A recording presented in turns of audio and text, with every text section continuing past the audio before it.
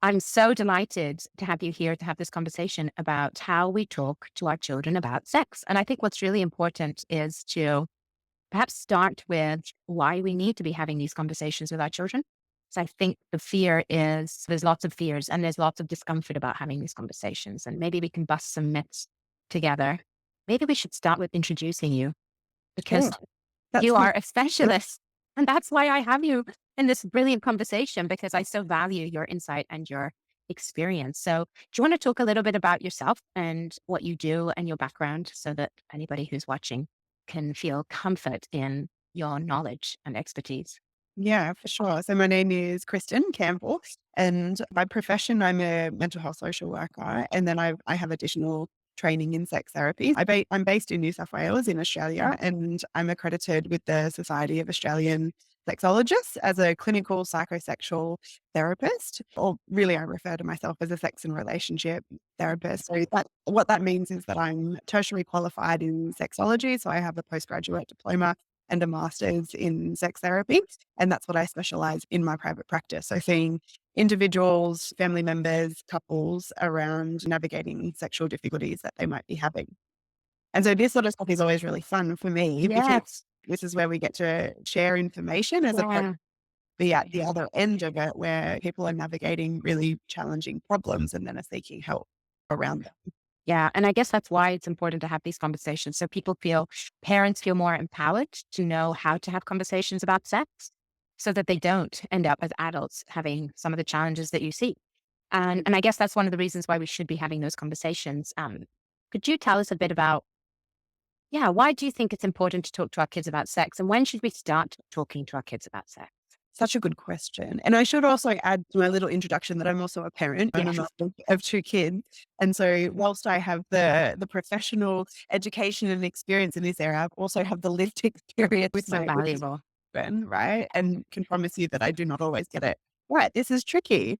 So I guess the motto when it comes to talking about sex with kids is to talk soon and to talk often, talking about it really from birth.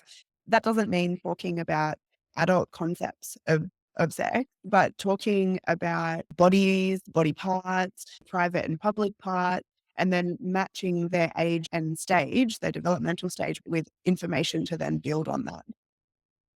So really from birth and for all ages, we would encourage parents to be talking about things like public and private parts, what parts are of their body are okay to, have in public that everyone can see, as opposed to what parts of their body are private. And for them, from a very young age, we can talk about that, where it's okay for us to be naked, where it's maybe not okay for us to be naked, what the names of our body parts are. That's really how we start this conversation, is making sure we're using correct terminology. So even though in lots of families, there's a lot of nicknames given to our body parts, and that's okay. If we want to continue to call a penis a P in our family, that's completely okay, as long as our child also knows the correct name. And that we've said to them, oh, this is actually a penis, but in our family we call it our pee. Mm.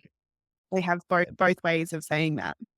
And why is that important? Because I know that it can feel quite confronting to some parents to use the real name for little people, for young children. But why is it important that they know the actual name of their body parts? It's referred to as protective behavior. Mm. So it's a part of how we support our children in keeping their bodies safe. So it's really a prevention of a prevention or a protective behavior around preventing sexual abuse of our Mhm. kids. So to give you an example of that, you know, a child, for example, is being targeted by a child sex offender or a pedophile, then that person who is intending to harm them will be relying on their lack of knowledge about their body. So they're intending to harm that child for their own benefit. And if that child then needs to talk to somebody about what's happened for them, if they're not using the correct terminology, they're not necessarily able to seek the right help. Them knowing what their body parts are and what the rules are that are associated with that body part empowers the child to then know if adults or other children, other young people are actually doing things that aren't safe for them. Yeah, I guess it's really uncomfortable to think about that possibility as parents, but we do have. And I guess often when parents think about the possibility of harm coming to their children, we restrict. who they see, who they don't see, but we can actually empower children by having the right language to be able to call something out when it's wrong. And I guess that's the other piece that you were saying around private parts and where they show their private parts and when they don't is also a Right, really important conversation because right. children might not know where it's okay and safe to be naked. And talking about consent from an early age around that is important. And I talk about protective behaviors and the idea of sexual abuse and how we're trying to empower kids to be able to speak up if that's happening for them. But it's also just important in terms of accessing correct healthcare. If we think about as a young person grows up and let's say, for example, they have their period, they start menstruating, and they might be experiencing some sensations that are really challenging around that. They might be experiencing pain or pelvic pain, how they then can talk about where they're experiencing that pain, what it feels like for them, how that's happening for them, helps them to then be able to get the correct care and support around that issue. So important. And coming back to the kind of conversations we're having with the little ones, maybe we'll go through different stages. So Mm. body parts, private, what's private, where you can be naked, that feels important. Consent as well is in that, like being able to speak up when you're not comfortable, knowing that it's safe to talk to you if you don't like something or if you don't want something is really important.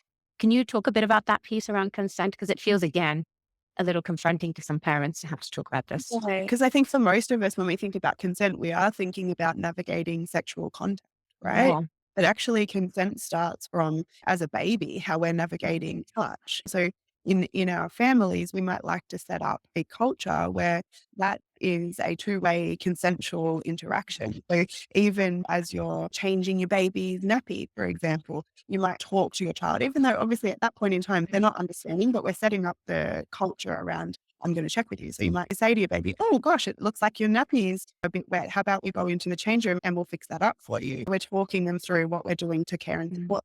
And then as they get older, say, for example, in interacting with extended family members, it's been really common in many cultures to kiss and cuddle extended as you greet them at Christmas time or birthdays or family events. So setting up a culture of saying to your child, how would you like to greet your grandma? Would you like to say hello? Would you like to wave to them? Do you want to give them a high five or would you like to give them a cuddle? And to your child that they have choice with that and then enacting that when you see a family member. That's all part of teaching consent. But it's not just at when a person is old enough where they're navigating a sexual contact with a partner, there's consent there. But these rules, these negotiations can start from babyhood in being able to talk about and communicate and that it's teaching that message that this is your body and you're in charge of your body, that nobody's allowed to touch your body without you saying, okay.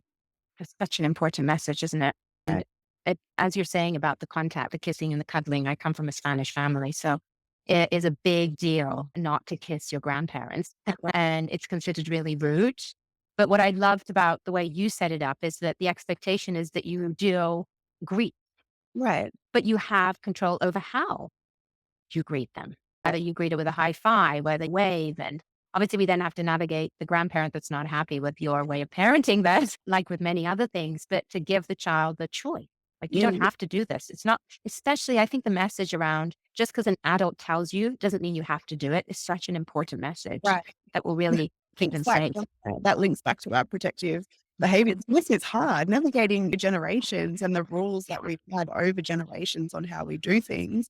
This is hard because we're not just teaching our babies and our children this, we're often also, it's an education moment for our older Yeah, generation as true. well. I know definitely in my personal life, my mum really struggled with this. When I had children, she just wanted to kiss and cuddle them all the time. Of course, that's how she's expressing love.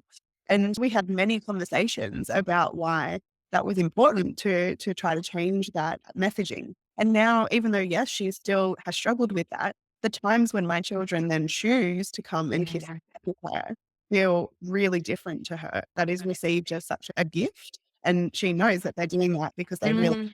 to do that, as opposed to they've been mandated into it because that's what we do. That is so nice. That's a really nice reframe because you're true. As you talk about the experience with your mom, it's, I think, the experience many of us have with the navigating different generations and expectations around physical touch.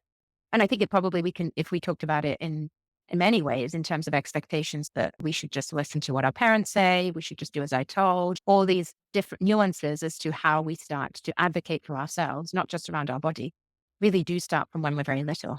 And as Yeah. parents, we can support that, those skills really, and the confidence. And so coming back to the kind of conversations to have with with the little ones, it's Mm.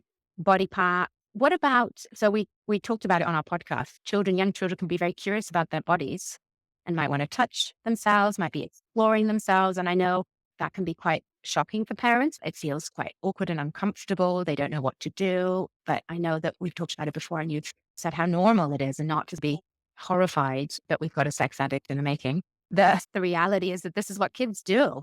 Curious.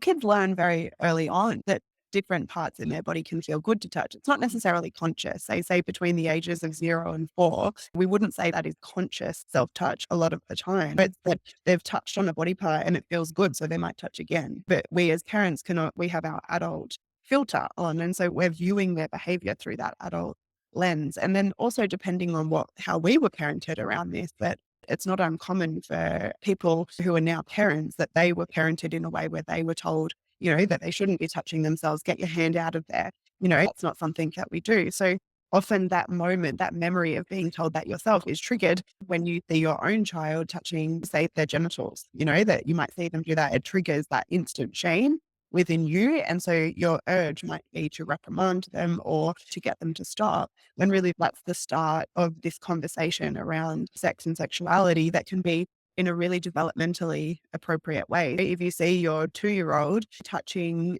themselves while they're in the bath, you can say to them, "Oh yeah, bodies do feel good, don't they?"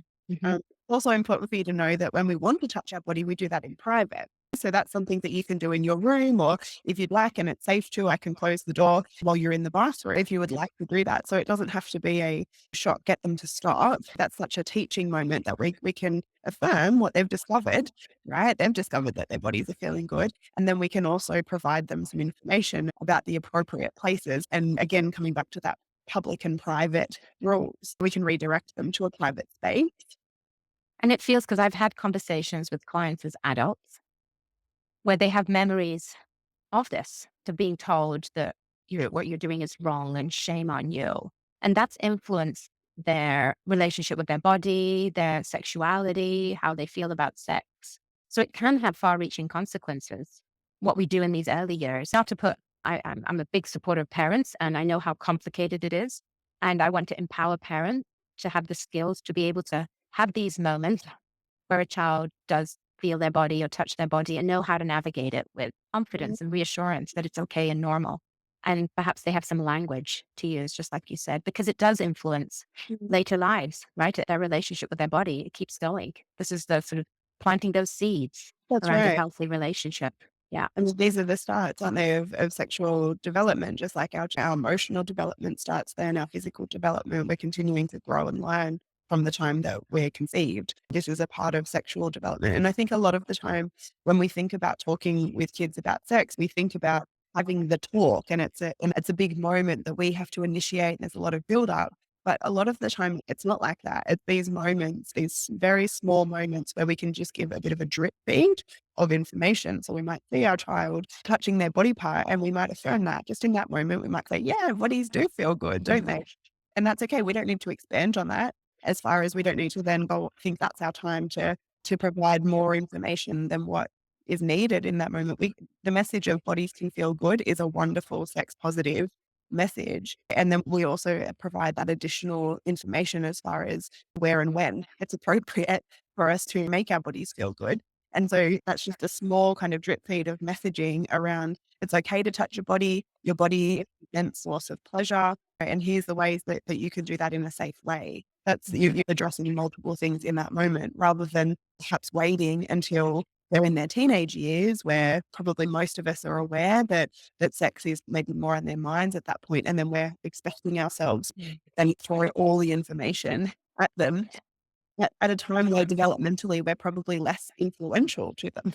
Also, very good point, actually. And I think that message that it's okay for us to enjoy our own bodies is Oh, so yeah. empowering too, because especially as a woman, this has been quite frowned upon. Women shouldn't enjoy their bodies. And I think boys have had the message that they have not had very positive, sex positive messages Right. either. So I think we can change that in some of these early conversations. And I love this idea that it's that drip as opposed to the Mm. conversation, that Right. it's creating these small teaching opportunities. And it's also planting a seed in their minds that it's safe to talk to us about this.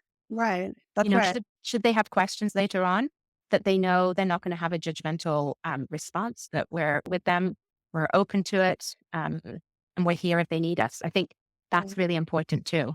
Which these are those moments when they are little, this is the Mhm. easiest time to start and to be sending that message, to be able to have that idea that it's okay to talk to us. So that's not just about sex. Most parents want that for their relationship with their child, about anything. They want their child to be able to talk to them if they're having a hard time with friends, or if they're navigating a hard time at school, or whatever it might be. And this area is no different. Starting early, of having that sort of more open, curious, positive culture in your family, that it's okay. Bodies are great and such a source of pleasure, and we can talk about anything.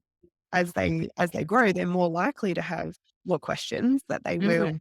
that they will come to you with. We know around that age 3 to 5, children start to get really curious about where babies come from. Mm. Often the first kind of questions that kids will start asking in this area, that and they'll see babies around and wonder. So a lot of the time kids are not privy to the childbirth process. That's not always included in that. And so it's normal for them to have questions and to start asking that. And then again, that provides this opportunity to start sending some messages in a very developmentally appropriate way. So at ages 4, 5, 7, 6, we're not going to be talking about adult conflict around sex. We're not going to be talking about navigating all the different sexual behaviors that are on offer to us as adults, but we can start talking about facts, right? Around Mhm.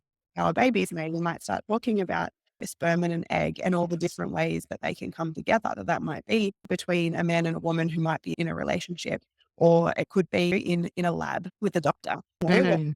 happens. And there's really wonderful resources in Mhm. Yes. space. I brought a couple with me Oh, today. what's done? There's this one, which is What Oh, Makes a Baby by oh, Corey. gorgeous.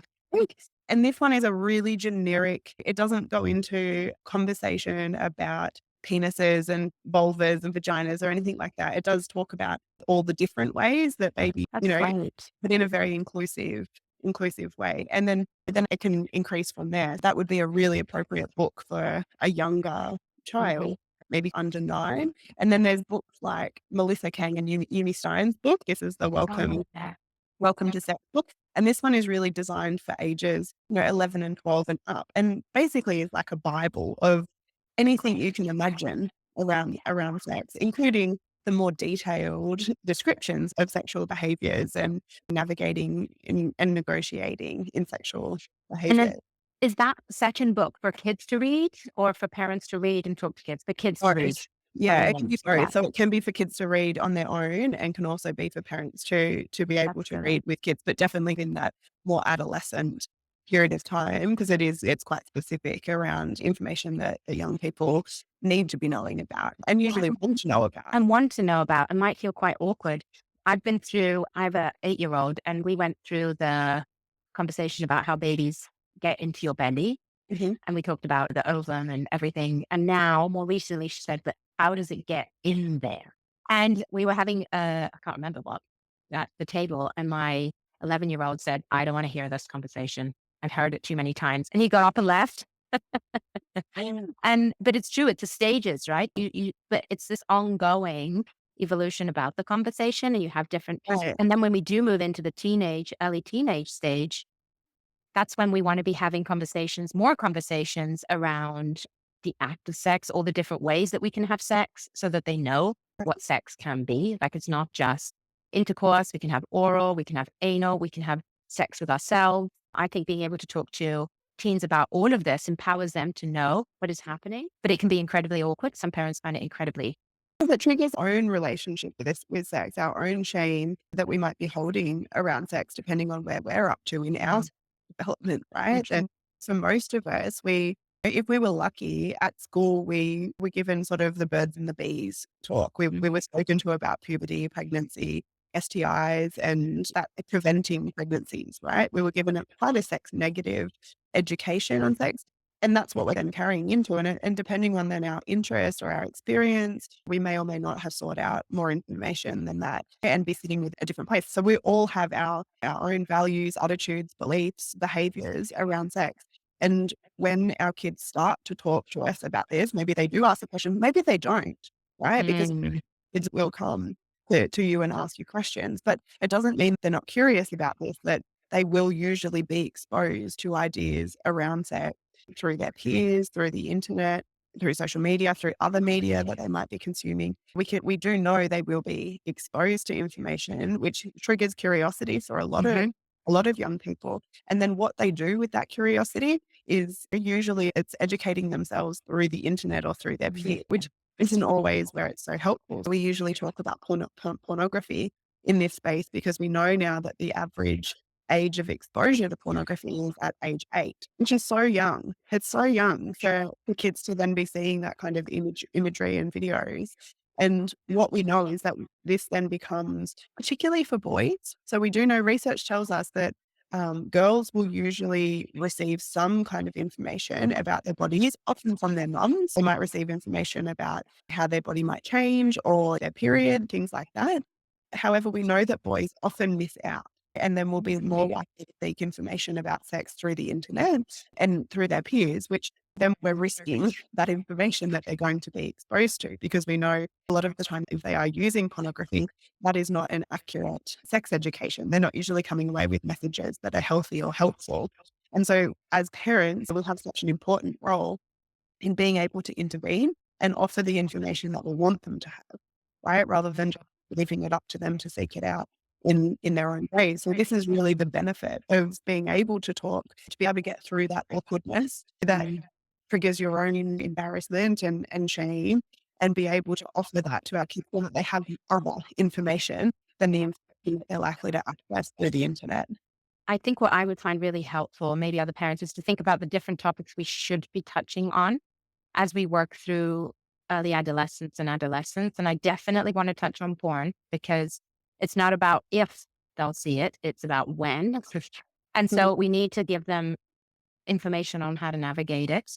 So should we start with, yeah, let's go through. I think it'll be helpful for parents to know what are the conversations we should be trying to have and how.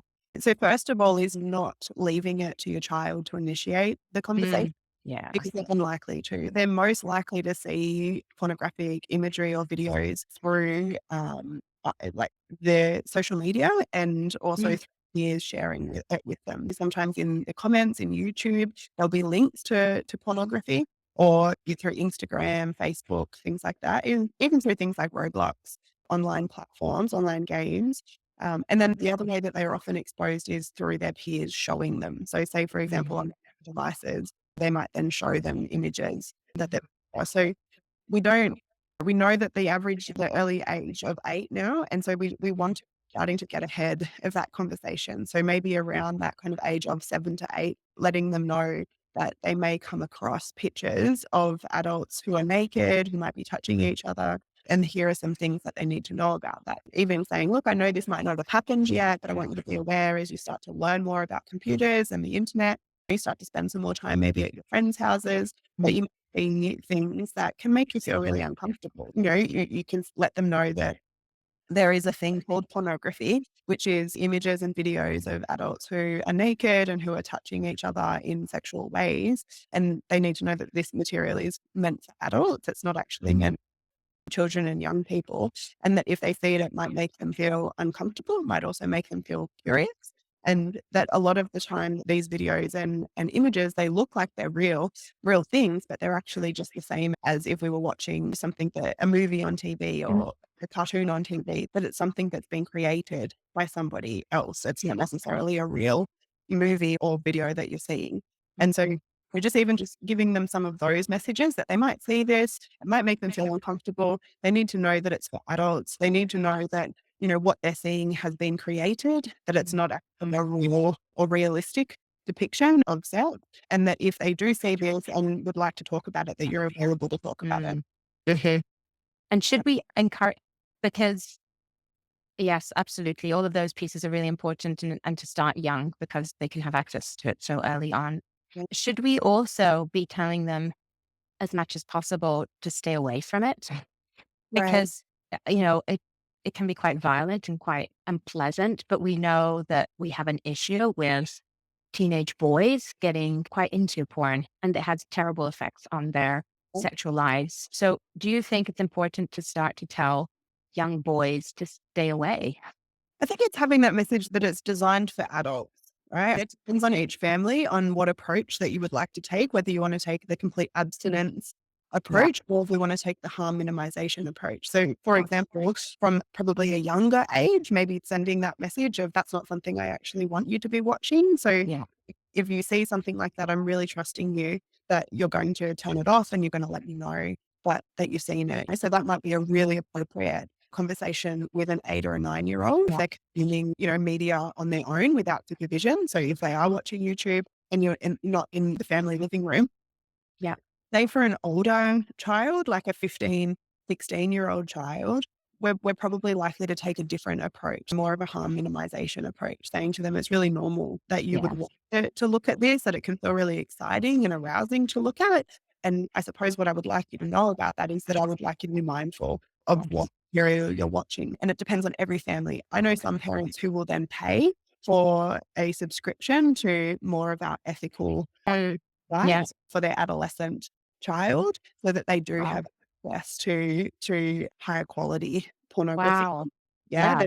and that's sort of the spectrum, Yeah. that some I said parents it's are comfortable. yeah. Yeah, other parents might feel comfortable with giving some suggestion on places where they could find pornography that's maybe safer to consume. So Mm. you can find there are links online to ethical pornography sites. Mhm. Some free, usually not free. That's the challenge, is Yeah. that pretty much if you're paying for it, then you can feel, and it is one of those ethical sites. That's why you have to pay for it, is to Yeah, then of course. pay Yeah.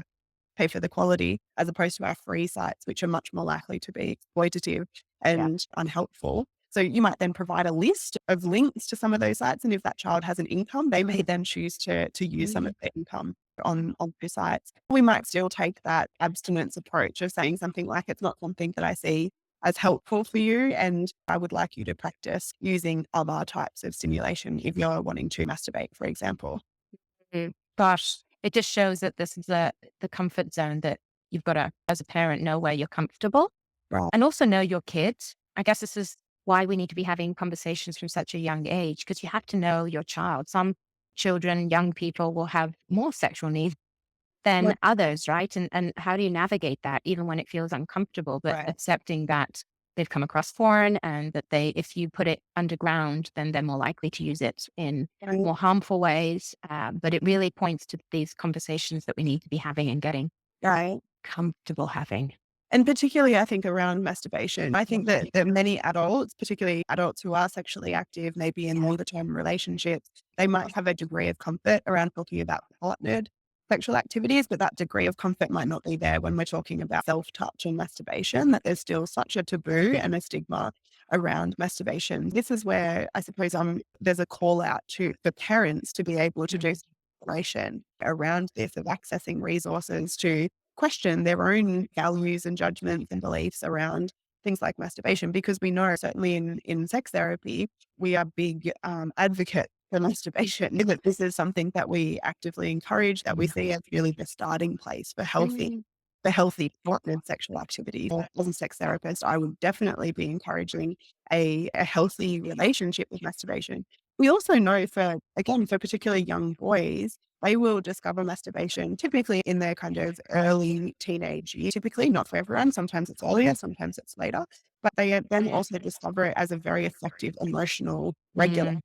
right? This is where it starts to tie in with your child's emotional development, that we can be talking to our kids about that. Of you might have already worked this out, that when you do masturbate, that you feel calmer or that it helps you sleep a little bit. And we want to be balancing that with some other strategies as well. Mm. Want it to be the only strategy, right? Because when that person grows up and goes into an adult sexual relationship, they will be relying on sex as their regulator. And when their partner doesn't want it at the same time as them, then that usually causes some trouble in the relationship. So this isn't just about promoting a healthy sexual life for your child. It's about that holistic the holistic person that your child is, that our sexuality ties into our relational well-being, it ties into our emotional well-being, our physical well-being. All of these are linked. Just like we might feel more comfortable now in our parenting generation to talk about feelings and emotions with our kids. We've made such change in that area where we now value and promote emotional development. We're making the same gains in promoting sexual development Yeah, as so well. true. So true that we've got so many more skills when we're talking about emotional development and so many more books Right, and so many more conversations than we do when we talk about sexual development. right, And there is, you're absolutely right. I think part of it is the literacy, like our actual skills, because perhaps we haven't learned them, and confidence, mm, um, and role models, communities of parents that are doing it and traveling this the same way. I think we need more of them. And that's one of the reasons why we're having this conversation to empower parents, because it isn't out there. We're not going around saying, how did you talk to your kid about masturbation? That's just right, not happening. But how right, did you talk about anger and bullying? And that's happening. right. Um, and I think it's the same sort of, in a way, it's just as important, but we're just not as confident. No, we're not. We're getting there. We're learning. Mm. We're doing it different to how our parents did Yeah. it. We're new and we're new at this and we are learning. And there are some wonderful resources. There's a Western Australian government resource, which I usually recommend, for parents, that is called Talk Soon, Talk Often. And Mm. it has a lot of information about how to talk to your child about sexuality, sexual development. And it goes through all of the ages and stages and what's appropriate, what's developmentally appropriate in that stage, and is a really helpful resource. There's also another resource that I usually recommend, which is it's put out by Family Planning Queensland, and it's called the Traffic Light. It's a resource that talks about all of the ages of our kids, and then what is green light, yellow light, red light. Oh, great. That You know, sounds really helpful. so helpful. The green light is all what we would consider is just completely normal and developmentally appropriate behavior. The yellow or the amber light is where it starts to be moving into more of a problematic sort of place and needing some redirection. And then our red light behavior is really more of our indicators of distress and of problematic sexualized behavior that is usually requiring intervention. So even Mm. two resources alone for parents Mm. are really helpful, so that if you've seen something that your child's doing and you think, "Ooh, is that Yeah. normal?" That Yeah. you can have a quick look on there. And a lot of the time when you say, "Oh, okay, it says here that's okay. Oh, yeah, that makes me feel a little better." Yes, absolutely. No, it's very reassuring. And sometimes parents need to advocate for their kids because there may be instances where the school says it's not normal. Right, Like I've seen that, and it's very unfortunate. And parents have to do their own research or use their own understanding and be able to advocate for their kids.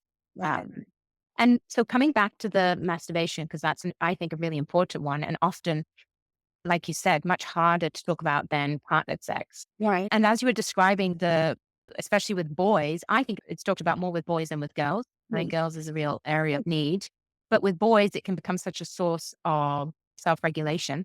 And so knowing how to navigate the conversation such that we can talk about the importance of masturbation, how it's normal, natural, a wonderful thing to do, that you want to understand your body so that you can take ownership of what gives you pleasure and eventually in your partnered relationships too. And that sweet spot between you don't want him to be doing it all day and it be the only thing that he does. Some of us worry that you get onto a good thing and then you don't want to let it go. Or how do we hold those two truths in our conversations with our young boys or even young girls? I just don't have an right. experience of it being as big a factor in the self-regulation world. So so this is where it comes back to starting in those early ages Yeah. is easier. So when you notice that your child is interested in touching their private parts, sending that message of, yeah, bodies feel so good. And, Mm. and here's some of our rules around it. We don't do that in front of other people. That's something we do in private. And then as they get older, we can then start to add some more messages in terms of we can start to say things like, yeah, bodies feel so great. And of course, all of us want to seek out pleasure as often as we can, but it's also really important that we balance that with making sure we're doing all the other things that are helpful and healthy for us. So say, Mm.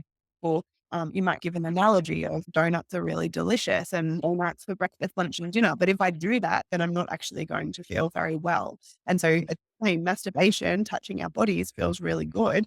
But if I start doing that at the expense of other things that are also good and healthy for me, then that becomes not so good and healthy anymore. This is a conversation about moderation, and balance, and how can we get this right. And again, this is no different from conversations about spending too much time with friends and not doing your schoolwork, or what you're putting into your body nutrition wise, doing too much schoolwork and neglecting your friendships or your family commitment. All of these examples are examples of where we're trying to teach balance and moderation. It's the same around masturbation. If you're noticing that your child or young person is wanting to be alone in their room or their bathroom, and the rest of their life is starting to feel neglected, we need to have a conversation about that. We need to start to set some boundaries and some rules of, it's completely okay. Your body is wonderful and it does feel really good and it's such a source of pleasure.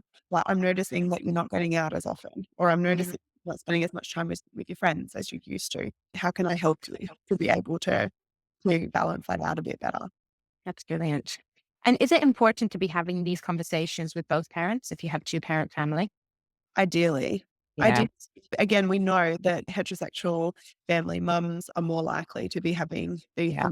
conversations, particularly because our boys have been less likely to have these conversations. Our boys have usually sought out information, about their bodies through their peers and through the internet. So when they become fathers, they don't have the model to be able to model off. They've spoken to about this. This is important for both parents to be taking a role in different ways, and depending on the comfort of your child as well. Many children have a preferred parent that they just feel more comfortable with, so they might be more likely to have the more detailed conversations with that parent. But the other parent can still be supporting them in their development by doing the things that we already spoke about, making sure that we're negotiating around touch, making sure that, say, if dad's having a wrestle with their kid and it's getting a bit rough and the kid starts to get upset, Dad can tune into that and say, "Oh, this isn't feeling so good for you. Let's change how we're playing." Mhm. So that he's also modeling that this is taking both people to be comfortable for us to be able to enjoy our play together. So Yeah. can still be doing the more general education and support, even if the child doesn't feel so comfortable talking with dad about the details. Yeah. So that's interesting. So it doesn't have to be boy to man relations. It can be mum to boy. Because you're right. It's most often women that I know that have these conversations with their boys, and they often will ask me, "Shouldn't it be dad? Shouldn't dad be having these conversations more?" And I think some dads feel very awkward. That Very I awkward. You very know, awkward, more than women. absolutely, because I think as women, we are socialized to speak more about our bodies, right? Even in navigating menstruation and childbirth, things like that help us along the way, True. That's very good. able to talk about bodies and function of bodies. Yeah. Yeah, but it doesn't mean that just because dad's uncomfortable, that he No. can just skip out of Ab- the yeah. conversation. It's Abdicate. it's okay for him to find ways that he can have this conversation comfortably. One of the things I can think of is when we're trying to challenge some of our gender rules. And Maggie Dent, who's a Australian expert and who specializes in boys, she was talking at an event the other day about how can dads promote healthy kind of behavior towards girls and women. And so, she was giving this example of teenage boy being really rude to mum, right? Being really rude to mum and talking back and things like that. And she gave this example of a healthy way that dad can address that is just quietly pull young boy aside and say, "Hey, listen, like that's the woman I love, and we don't actually Mm, her in that way. That's not okay." And beautiful. then directing to go and do something with him. We might have that conversation in that kind of brief way. It doesn't need to be shaming, but then go and do something connecting. Go Mm. around or do whatever it might be. So these are ways that dads can maybe start to take some steps into this space that traditionally has been held by women in the family. I love that. Oh, what a beautiful example. And Yeah, what a tender way to do it as well. Not like absolutely. your traditional way of just tying them off. It's actually No, really, or commanding them, whether that just initiate shame and we don't yeah. get a response to shame, right? So No, never. That's really gorgeous. And I'm conscious of time, but just before we wrap up, I was thinking one last question that I often get asked is, does talking about masturbation and sex increase the likelihood of young people having sex or masturbating before they're, ready to? What's right. the research on that? Quite the opposite. So the Mm, research is that it delays initial sexual contact. Masturbation is a tricky one in terms of the research isn't necessarily clear about mm, It's different for everybody. And also it's less likely to be researched because of the stigma and taboo around it. But we do know that self-touch is a very developmentally normal behavior, and actually talking about protective behaviors around this. So things like privacy, moderation, we know that actually skills kids and young people into making healthier decisions. Around partnered sex, we know that offering comprehensive sexual education actually delays their initial sexual contact. It means that their initial sexual contact is more likely to be reported as pleasurable, that it reduces the likelihood of them experiencing a sexually transmitted infection or a bloodborne disease. We also know that it reduces the likelihood of sexual violence. Wow. So there's all of these Wow. benefits, discrimination and things like homophobia. So it makes things safer for all different people, no matter how they identify or relate to others. The research at this point in time is quite overwhelming, right, in that it actually increases safety and empowers children and young people to be making decisions about their bodies. None of the research in that it promotes engagement in sexual activity, quite the opposite. So good, isn't it? That's really validating and empowering of parents, right? You want to help your kid to have the knowledge and the confidence to navigate their sexual relations going Okay. forward, right? And this actually helps them. And I guess in a way, if they have all this information, they don't need to go out and figure it out for themselves. Okay. That can put them in unsafe situations. If they know what it is, the curiosity goes down. We can Um, share our values with them rather than them going and accessing information that might not be consistent with the values that we would love to have in our family. It means that there's an opportunity to share and promote some of those values and provide that kind of context and background for your child and young person, rather than them going and accessing information, which they will, in ways that isn't necessarily helpful. That's brilliant. Before we wrap up, or we finish, what are some final thoughts? Do you have any final thoughts to share? I Anything? think the final thought is this doesn't have to be one big conversation that you prepare for, that this can be a drip feed of information that can be given more generally, supporting a child to be able to negotiate just general play with another child is a skill that then transfers into negotiating sexual contact when they're old enough to be doing that. So it doesn't have to be these direct kind of conversations that lots of people feel embarrassed about. It can be setting up kind of rules and context in the family that then transfer into that space. It can also be going with your child in terms of we set that tone and that message of we can talk about anything. They might ask us questions and we can answer their questions in a developmentally appropriate way. So just because your 3-year-old is asking about how a baby is made, we don't necessarily need to be talking to them about penises and vaginas, or how adults come to us, ask how adults come to maybe make a baby. We can just give them information about a sperm and an egg. And then if we give that information openly and factually, by the time they're 5 and 6 and 7 and saying, yeah, but how do the sperm and egg meet? Then Yeah. you can start to give them a little bit more information, but still in their developmental appropriateness. And so that by the time we're getting into teenagehood, where it's much more appropriate to be talking about specifics and some of the things they might come across as they start dating and engaging with peers in a sexual way, particularly our over 16, then it's not going to feel like this huge jump that scaffolded it through their life. Yeah. And I guess we don't have to have all the answers. We don't need to all be sex therapists Right. to Right. have these conversations, thank goodness. Yes. So if you find yourself in a situation where you don't know what to say, it's okay to say to our kids, I love that you're asking me this. Just give me some time. Let me think about the answer and come back to it. That's right. And even things like Chat GPT can be Yeah. such a helpful resource. So you can put into there, my child has asked me this, or I would like to talk about my child. I would like to talk about this issue with my child. Say, for example, I have a 9-year-old that I would like to start talking to about pornography. How can I talk to them about that in a safe and sex positive way? And Chat GPT will then All right. them Yeah. and give them ideas on how to do Yeah. that. Such a good resource. And it's so important to know that you can take that moment to figure it out. Like you Yeah. don't have to be ready completely. You can pause and get back to it later. And figure it together. You can I'll say to figure it out together. "That's Yeah. a great question, and I would love to learn that with you. Yes. Then I have a look into some books that we could read together." Awesome. I love this. I've loved this conversation. It's been so Likewise. helpful. I've learned a lot as well. And I think it's going to be great for our audience, our community. And I'm all about empowering parents and myself to be able to navigate these complexities, right? It's Yeah, this complex tapestry that is parenting. it really is, right? We'll be challenged forevermore. But yes, it's been such a pleasure. Thanks for inviting Yes. me. Thank you so much.